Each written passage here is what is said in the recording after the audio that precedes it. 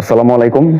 কয়েকদিন যাবৎ বাংলাদেশে এবং ভারতের দিল্লিতে লং মার্চ শুরু হয়েছে আমাদের বিশ্বনবী হযরত মুহাম্মদ সাল্লাল্লাহু আলাইহি ওয়াসাল্লামকে নিয়ে। তাকে নিয়ে কটূক্তি করা হয়েছে।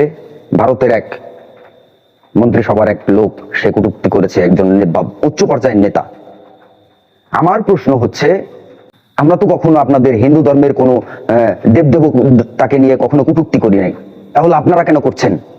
আপনারা কি আমাদের সাথে যুদ্ধ চান? আপনারা কি যুদ্ধ চাচ্ছেন? মুসলিমদের সাথে যুদ্ধ চাচ্ছেন আপনারা?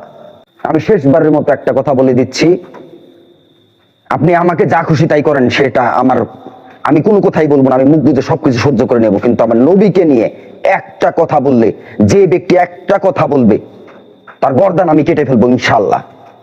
সে যেই হোক বা যেখানেই থাকুক, তার গর্দান আমি কেটে ফেলবো ইনশাআল্লাহ।